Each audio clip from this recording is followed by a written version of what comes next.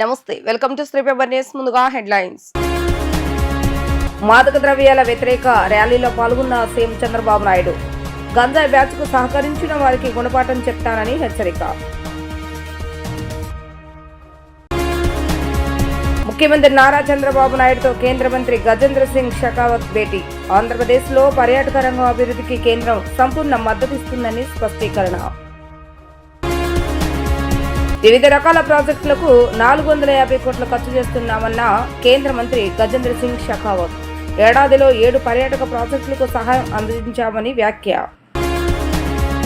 గంజాయి బ్యాచ్ కు సహకరించిన వారికి గుణపాఠం చెప్తామని సీఎం చంద్రబాబు నాయుడు హెచ్చరించారు. గంజాయి నిర్మూలన బాధ్యత కేవలం ప్రభుత్వానిదే కాదని ప్రతిపక్షాలు కూడా ముందుకు వచ్చి ప్రజల్లో చైతన్యం తేవాలని అన్నారు. చైతన్యం తెచ్చి ఓట్లు కోరాలే తప్ప రాజకీయ లబ్ధి పొందుతామంటే కుదరదని ఆయన పేర్కొన్నారు. యాంటీ నారోటిక్స్ డే సందర్భంగా గుంటూరులో నిర్వహించిన వాగ్దానంలో ముఖ్యమంత్రి నారా చంద్రబాబు నాయుడు పాల్గొన్నారు. అనంతరం విద్యార్థులు, యువతతో ఏర్పాటు చేసిన సదస్సులో సీఎం మాట్లాడుతూ గత ప్రభుత్వం గంజాయి కట్టడిపై దృష్టి పెట్టలేదని అన్నారు. డ్రగ్స్ కు వ్యతిరేకంగా పోరాడితే టీడీపీ కార్యాలయంపై దాడులు చేశారని మండిపడ్డారు. గంజాయి డ్రగ్స్ పై యుద్ధాన్ని ప్రకటిస్తున్నారని చెప్పారు. ఎవరు అడ్డొచ్చినా తొక్కుకుంటూ పోతామని వదిలిపెట్టే ప్రసక్తే లేదంటూ హెచ్చరించారు. ప్రతిపక్షంలో ఉన్నప్పుడు డ్రగ్స్ కు వ్యతిరేకంగా ఉద్యమాలు చేశామని గుర్తు చేశారు. ఏపీ బ్రాండ్ పోతుందని ఆందోళన వ్యక్తం చేస్తే స్పందించలేదని తెలిపారు. ఎన్ని కష్టాలున్నా రాష్ట్రాన్ని బాగు చేస్తామని ఆ రోజే చెప్పామని ఆయన తెలియజేశారు. నేను ఒకటే ఇక్కడుండే యువతకందరికి విజ్ఞప్తి చేస్తున్నాం, రాష్ట్రంలో ఉండే ప్రజలందరికీ విజ్ఞప్తి చేస్తున్నాం. ఎన్నికల ముందు నేను చాలా విషయాలు మాట్లాడాను.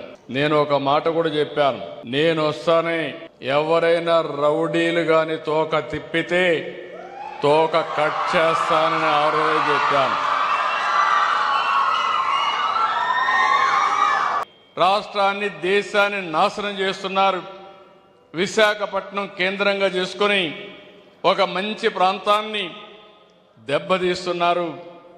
ఆంధ్ర బ్రాండ్ పోతా ఉందని చాలాసార్లు చెప్పాను. నేను ఆ విధంగా పోరాడితే కడాన ఒక్క సమీక్ష పెట్టలేదు ఆనాటి ముఖ్యమంత్రి. కనీసం ఒక్కసారి ఖండించలేదు. 5 ఏళ్ళయింది. యాంటీ డ్రగ్ మూమెంటం మీరందరూ చూస్తే ఇంటర్నేషనల్ డే ఇదే మరికి జరిపేవారు. ఒక్క రోజైనా కార్యక్రమం చేపట్టాడా నేను అడుగుతున్నా. మేము పోరాడితే మా ఆఫీసు మీదకి దాడి పంపించాడు, దాడి చేశారు, తిరిగి కేసులు పెట్టి తెలుగుదేశం పార్టీ కార్యకర్తల్ని జైల్లో పెట్టాలని ప్రయత్నం చేశారు. డ్రగ్స్ కానీ, గంజాయి కానీ పండించే వ్యక్తులు కానీ, అమ్మే వ్యక్తులు కానీ ఈ డ్రగ్స్కు అలవాటు పడిపోయి దీన్ని సేవించే వ్యక్తులు కానీ వాళ్ళందరికీ విజ్ఞప్తి చేస్తున్నాం. నేను మీ అందరి పైన, గంజాయి పైన, డ్రగ్ పైన యుద్ధాన్ని ప్రకటిస్తున్నా. ఎవరైనా అడ్డం వస్తే తొక్కుకుంటా పోవడం తప్ప ఎవరిని వదిలిపెట్టను. ఈరోజు గంజాయిని నిర్మూలించడం ప్రభుత్వం ఒక్కరి బాధ్యత కాదు. ప్రతిపక్షాలు కూడా ముందుకు రండి. మీరు కూడా ప్రజా చైతన్యం తీసుకురండి, ప్రజల్ని మెప్పించండి, ఓట్లు వేయించుకోండి. కానీ ఇలాంటి తప్పుడు కార్యక్రమాలు చేసి మీరేదో రాజకీయ లబ్ధి పొందామంటే అది కుదరదని చెప్పి కూడా నేను మీకు తెలియజేస్తున్నా. ఆంధ్రప్రదేశ్ లో పర్యాటక రంగం అభివృద్ధికి కేంద్ర ప్రభుత్వం సంపూర్ణ సహకారం అందజేస్తుందని కేంద్ర పర్యాటక శాఖ మంత్రి గజేంద్ర సింగ్ షెకావత్ స్పష్టం చేశారు. ఉండవల్లిలోని క్యాంపు కార్యాలయంలో ముఖ్యమంత్రి చంద్రబాబు నాయుడుతో ఆయన సమావేశమయ్యారు. సీఎం చంద్రబాబు నాయుడుతో ఏపీ అభివృద్ధి, కేంద్ర సహకారంపై చర్చించారు. అంతకుముందు రాష్ట్ర మంత్రి నారా లోకేష్ కేంద్ర మంత్రి షెకావత్ కు స్వాగతం పలికారు.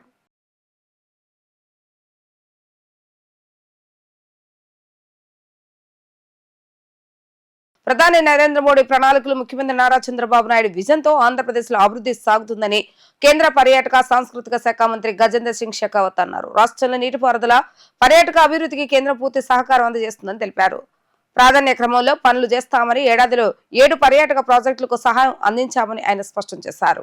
నగరంలోని భాజపా నిర్వహించిన కాంగ్రెస్ విధించిన అత్యవసర పరిస్థితి చీకటి అధ్యాయానికి 50 ఏళ్లు సదస్సులో కేంద్ర పర్యాటక సాంస్కృతిక శాఖ మంత్రి గజేంద్ర సింగ్ షెకావత్ పాల్గొన్నారు. ఈ సందర్భంగా ఏర్పాటు చేసినటువంటి విలేకరుల సమావేశంలో ఆయన మాట్లాడుతూ వివిధ ప్రాజెక్టులకు 450 కోట్ల రూపాయలు ఖర్చు చేస్తున్నామని, ఆపరేషన్ సింధూర్ తర్వాత పహల్గామ్లో పరిస్థితులు అదుపులోకి వచ్చాయని తెలిపారు. కాశ్మీర్లో పర్యాటకుల సందర్శన పెరిగిందని స్పష్టం చేశారు. మరో 15 రోజుల్లో అంతటా పర్యాటకుల సందడి మొదలవుతుందని ఆయన భరోసా ఇచ్చారు. So in the last 1 year, the proposals worth 450 crores were sanctioned. 7 different packages were given under various schemes of Ministry of Tourism, Government of India. I am so happy that implementation process by the double engine Sarkar under the leadership of Chandrababu Naidu Garu, it has been initiated. Today only when I have come to you to meet you, I am coming from Rajmundri, where we have laid the foundation for one of the projects. Today we have announced, we have inaugurated the Science City also. Various projects have been initiated. Number of projects are conceptualized, under evaluation and in pipeline. And I am sure that under the vision of Prime Minister Narendra Modi ji, where we are working for getting boost and bigger participation and contribution of tourism into our growing economy, Andhra Pradesh is also planning, and Andhra Pradesh is going to be a big contributor. I have been recently to Pahalgam. I have visited just to boost the confidence of the tourists coming to Pahalgam and visiting Kashmir also. I am happy that after that tragic incidents, the tourism which was got down to -0, now it has started picking up again, though it has not returned to the pre-Pahalgam position, but I'm sure that by next 15-20 days it will attain that position. Thank you very much. Passport renovation 2.0 కింద ఈ పాస్పోర్ట్లను జారీ చేస్తున్నామని passport ప్రాంతీయ అధికారి ఆర్పీఓ శివహర్ష అన్నారు. వీటి ద్వారా passport లో జరిగే అక్రమాలకు అడ్డుకట్ట వేస్తామని ఆయన వెల్లడించారు. నగరంలోని రీజనల్ పాస్పోర్ట్ కార్యాలయంలో ఏర్పాటు చేసినటువంటి విలేకరుల సమావేశంలో పాస్పోర్ట్ ప్రాంతీయ అధికారి ఆర్పీఓ శివహర్ష మాట్లాడుతూ ఈ పాస్పోర్ట్ లో ఎలక్ట్రానిక్ చిప్, డిజిటల్ సంతకం ఉంటుందని అన్నారు. వ్యక్తిగత సమాచార భద్రతకు ఉపయోగపడుతుందని అన్నారు. నకిలీ పాస్పోర్ట్ల తయారీని అరికట్టవచ్చని, పాస్పోర్ట్ల విషయంలో దళారీలను నమ్మి మోసపోవద్దని అన్నారు. ఇప్పుడు వారంలోపే పాస్పోర్ట్ జారీ చేస్తున్నామని తెలిపారు. రాష్ట్ర వ్యాప్తంగా జారీ అయ్యే పాస్పోర్ట్ల సంఖ్య పెరిగిందని శివహర్ష తెలిపారు. There are 2 things which have been launched officially now. So one thing is Passport Seva Project version 2.0.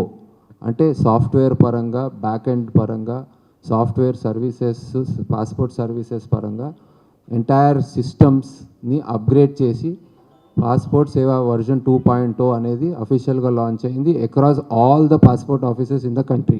అంటే మన విజయవాడలో మనం 2 నెలలు ఆల్మోస్ట్ మనం May 5th నాడు స్టార్ట్ చేసాం ట్రయల్ రన్గా. అఫీషియల్గా దాన్ని కంప్లీట్ చేసుకుని ఇప్పుడు entire country is enabled with passport సేవా వర్జన్ 2.0. ఈ పాస్పోర్ట్ సేవా వర్జన్ 2.0లో ముఖ్యమైన భాగం మీ అందరికీ ఏదైతే చాలాసార్లు మీరు ప్రశ్న అడిగారో ఈ పాస్పోర్ట్ అనేది కూడా లాంచ్ అయింది. సో ఈ పాస్పోర్ట్ గురించి కూడా కొన్ని ప్రశ్నలు ఐ థింక్ మనం లాస్ట్లో తీసుకుందాం. దాన్ని కూడా మేము కొన్ని ప్రశ్నలు అటాచ్ చేసాం. సో ఇక్కడి నుంచి మనం ఇచ్చే పాస్పోర్ట్లన్నీ ఈ పాస్పోర్టే. విజయవాడ అనే కాదు, దేశంలో ఏ పాస్పోర్ట్స్ ఇచ్చినా ఈ పాస్పోర్ట్సే ఇస్తాం. సో ఈ పాస్పోర్ట్కి పాత పాస్పోర్ట్కి ఏంటి తేడా? ఏమి తేడా లేదు. ఒక చిప్ ఉంటుంది. తేడా అనేది మనకి ఇమిగ్రేషన్ సర్వీసెస్లో ఫాస్టర్ అవ్వడానికి, ప్లస్ బ్యాక్ ఎండ్లో మనకి దేశ భద్రతకు సంబంధించిన బయోమెట్రిక్స్, సెక్యూరిటీ ఫీచర్స్, బయోడేటా ఇవన్నీ ఆ చిప్లో స్టోర్ అయి ఉంటాయి. సో ఫ్రాడ్యులెంట్ ప్రాక్టీసెస్ ఏదైతే ఫేక్ పాస్పోర్ట్స్ తయారు చేయడము, డూప్లికేన్సీ ఆఫ్ డేటా ఉండడము, ఒకరి పాస్పోర్ట్ ఇట్లాంటి సెక్యూరిటీ ఫీచర్స్ అన్నీ ఇంకా స్ట్రిక్ట్గా అయ్యి ఈ ఫీచర్స్ అన్నిటిని మనకి ఎనేబుల్ చేసే పాస్పోర్టే ఈ పాస్పోర్ట్. సో దానికి సంబంధించిన ఫీచర్స్ కూడా దీనిలో మేము చూపించాము మీకు ఇచ్చిన ప్రెస్ రిలీజ్లో.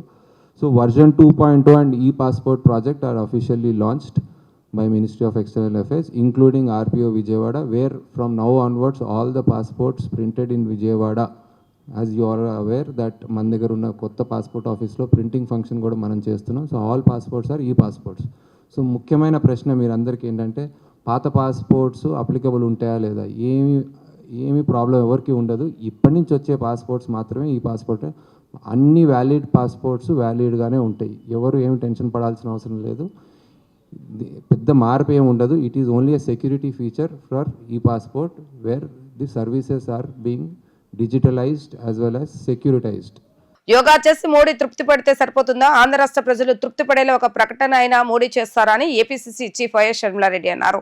విభజన హామీలపై మోసం చేసిన మీరు తృప్తి పడతారా అంటూ మోడీని ప్రశ్నించారు. అదేవిధంగా వివేకాను చంపి సునీత మీదే కేసును నెట్టినోళ్లకు సెంగెను తొక్కి చంపి ఏ గ్రాఫిక్స్ అనటం ఒక లక్కేనా అంటూ వైఎస్ఆర్సీపీపై వైఎస్ షర్మిలారెడ్డి మండిపడ్డారు.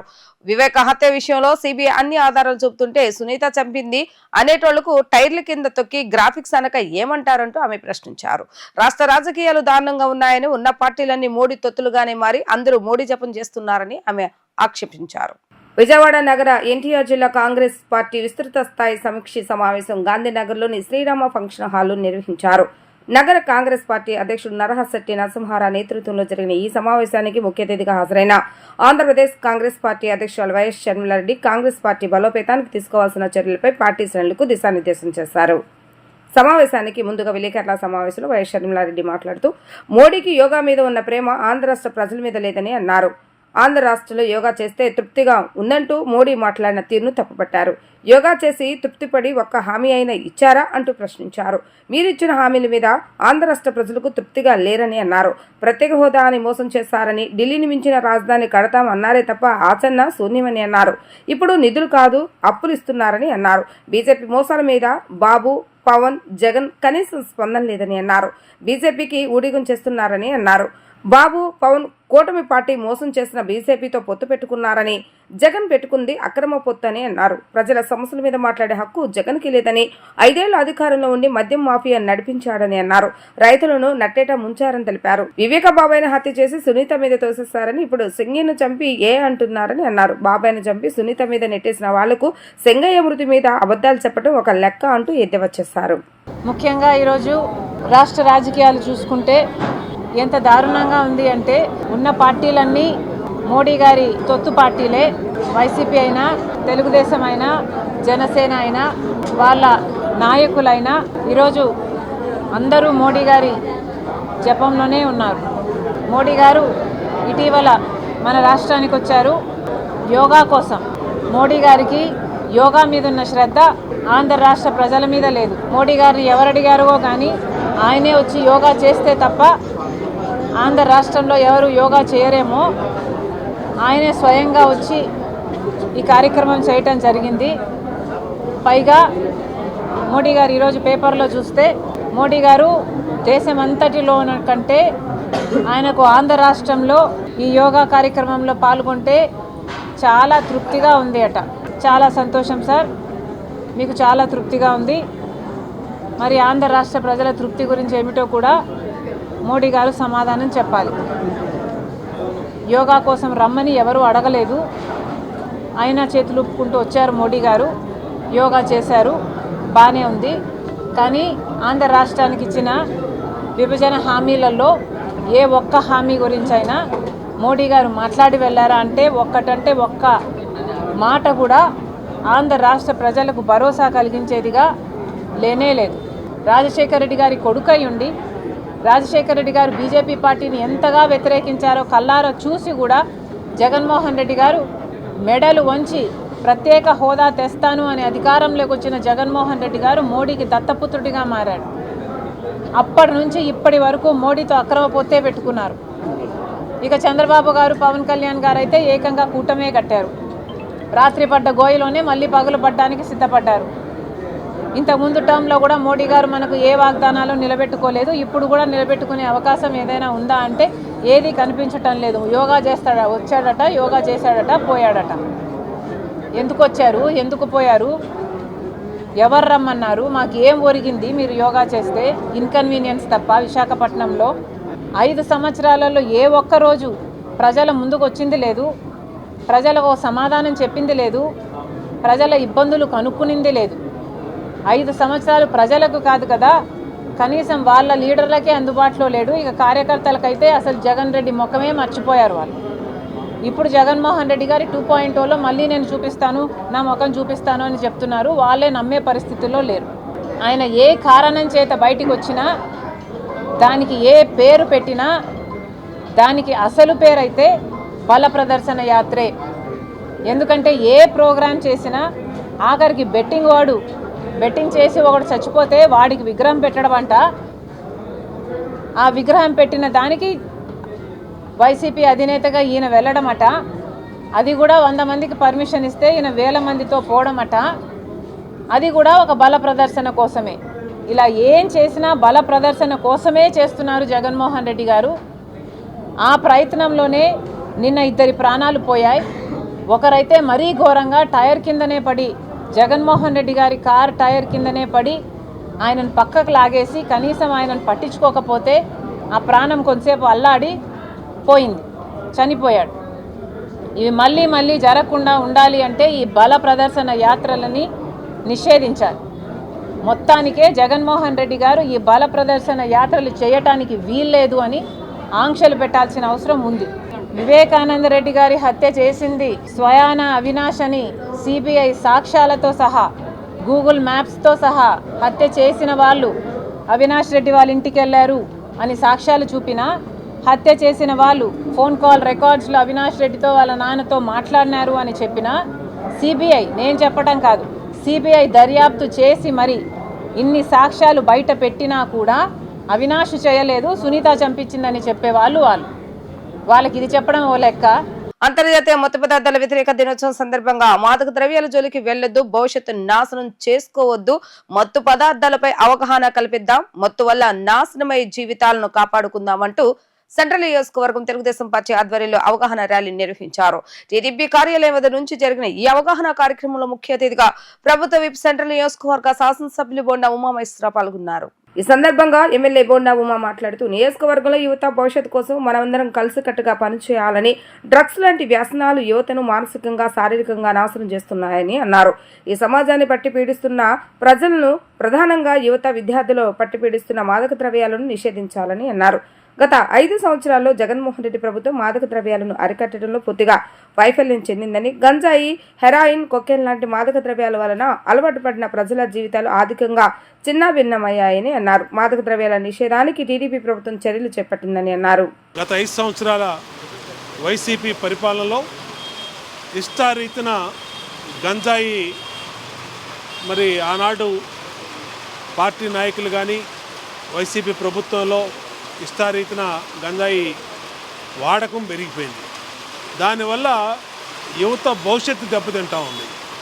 ఈరోజు గంజాయితో పాటు అనేక రకాల మత్తునిచ్చే డ్రగ్స్ను కూడా గత ప్రభుత్వం విచ్చలవిడిగా మరి అమ్మటం కానీ అమ్మే వాళ్ళని నియంత్రించకపోవటం వల్ల పెరిగిపోవటం జరిగింది. ఈరోజు యువత భవిష్యత్తుకి అది ఒక పెద్ద దెబ్బ. దాని మీదే ఈరోజు తెలుగుదేశం ప్రభుత్వం ఉక్కుపాదం మోపుతూ ఉంది. ఈరోజు ఈగిల్ టీమ్ అని పెట్టాం.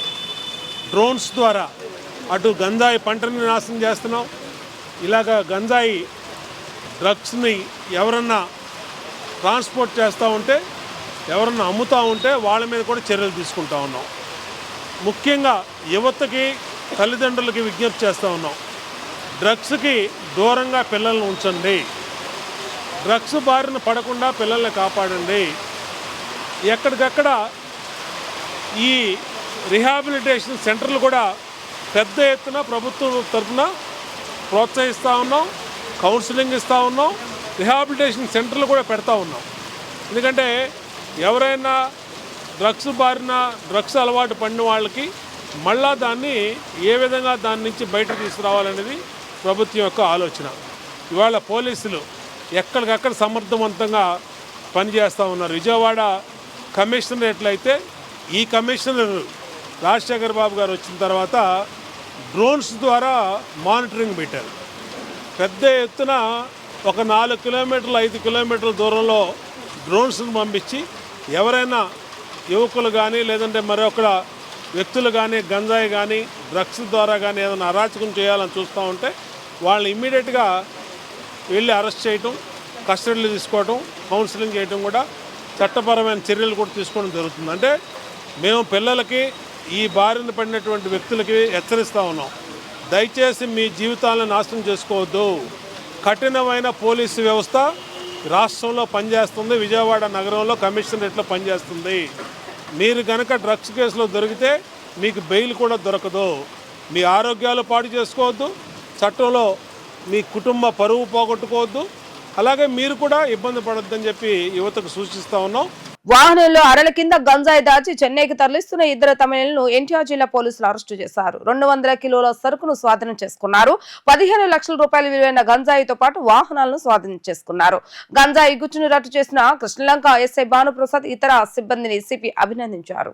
పోలీస్ కమిషనర్ కార్యాలయంలో సిపి ఎస్వి రాజశేఖర బాబు నిన్న రాత్రి విలేకరుల సమావేశం నిర్వహించారు. గంజాయి కేసు నిందితుల వివరాలను వెల్లడించారు. తమిళనాడు మదురైకు చెందిన అండి నాగరాజు బతుకు తెరువు నిమిత్తం చిన్నతనంలోని విశాఖ జిల్లా తగరపు వలసకు వచ్చారు. అక్కడ చుట్టుపక్కల ప్రాంతాల్లో గంజాయి సాగు అవుతుండటం గమనించాడు. తక్కువ ధరకు కొని చెన్నైలో ఎక్కువ కమ్మి డబ్బు సంపాదించుకోవచ్చని అనుకున్నాడు. తమిళనాడులోని కక్కి సింగయ్యనపట్టి గ్రామానికి చెందిన అనబలగన్ నిస్రస్తో కలిసి పథకం రచించాడు. నిస్రస్కు చెందిన వ్యాన్లో ప్రత్యేకంగా అరలు చేయించాడు. దానిలో 100 కిలోల గంజాయి ప్యాకెట్లు దానిపై చెక్కలు పెట్టి కనిపించకుండా చేసుకున్నారు. వాటిపై నాగరాజు కారులో మరో 100 కిలోల గంజాయితో ఏజెన్సీ నుంచి తమిళనాడుకు బయలుదేరారు. గంజాయి రవాణాపై ఎన్టీఆర్ జిల్లా పోలీస్ కమిషనర్ ఎస్వి రాజశేఖర బాబు ప్రత్యేక నిఘా ఉంచారు. ఏగల బృందంతో విస్తృతంగా తనిఖీలు చేస్తున్నారు. తమిళనాడుకు గంజాయి వెళ్తుందని స్పష్టమైన సమాచారం రావడంతో కృష్ణలంక గీతానగర్ కట్ట వద్ద నిఘా పెట్టి వ్యాన్ను కారును పట్టుకున్నారు. 15 లక్షల విలువైన గంజాయితో పాటు వాహనాలను స్వాధీనం చేసుకున్నారు. నాగరాజుపై గతంలో 2 గంజాయి కేసులు ఉన్నాయి. జైలుకు వెళ్లి వచ్చిన ప్రవర్తన మార్పు రాలేదు. రవాణాలో సిద్ధహస్తుడని పోలీసులు తెలిపారు. చివరికి ఎన్టీఆర్ జిల్లా పోలీసులకు పట్టుబడ్డాడు. గంజాయి గుట్టును రట్టు చేసిన కృష్ణలంక ఎస్ఐ భానుప్రసాద్ ఇతర సిబ్బందిని ఎస్పీ అభినందించారు.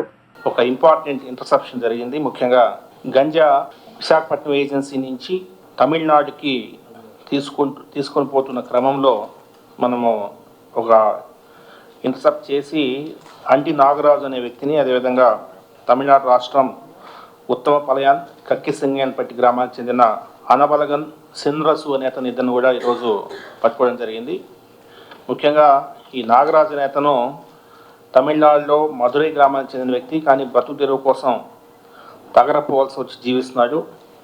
ఇతను చిన్నతనంలో మదురైలో ఉన్నాడు. తర్వాత ఇక్కడికి వచ్చిన తర్వాత ఇక్కడ చుట్టుపక్కల ఏజెన్సీ గ్రామాల్లో ఎక్కువగా గంజాయి సాగు జరుగుతుందని తెలుసుకొని అక్కడి నుంచి ఈ గంజాయి కొనుక్కోవడం, చెన్నైలో ఎక్కువ రేటుకి అమ్మడం, వచ్చిన డబ్బులతో జల్సాలు చేయడం, ఇది పనిగా పెట్టుకొని తమిళనాడులో ఉంటున్న సమయంలో అనబలగన్ సిన్రసు అనే అతనికి కూడా ఈ విషయం చెప్పిన తర్వాత వాళ్ళిద్దరు కూడా మామూలుగా గంజాయి తరలించే ముందు గూడ్స్ వాహనాల్లో కొంత భాగానికి అరలుగా తయారు చేయించి అందులో గంజాయి బ్యాగులు పెట్టి పైన ఖాళీ ఐస్ బాక్స్ని పెట్టి తరలించేవాళ్ళు.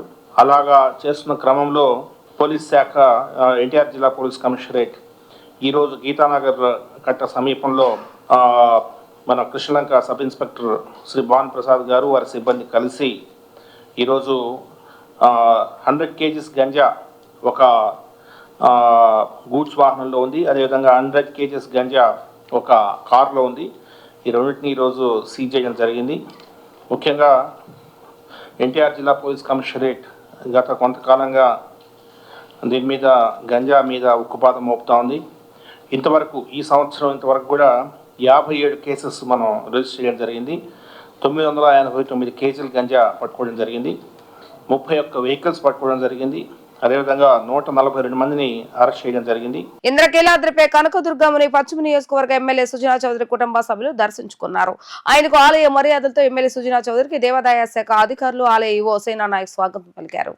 3 నెలల క్రితం యాక్సిడెంట్ అయిన తర్వాత తిరుపతి వెళ్లి నేరుగా అమ్మవారిని పశ్చిమ నియోజకవర్గ ఎమ్మెల్యే సుజనా చౌదరి దర్శించుకున్నారు. దర్శనానంతరం వేద పండితులు ఆశీర్వచనం, అమ్మవారి చిత్రపటాన్ని, ప్రసాదాన్ని ఆలయ అధికారులు అందజేశారు. ఈ సందర్భంగా ఎమ్మెల్యే సుజనా చౌదరి మాట్లాడుతూ నాకు ఆరోగ్యం నిలకడగా ఉందని అన్నారు.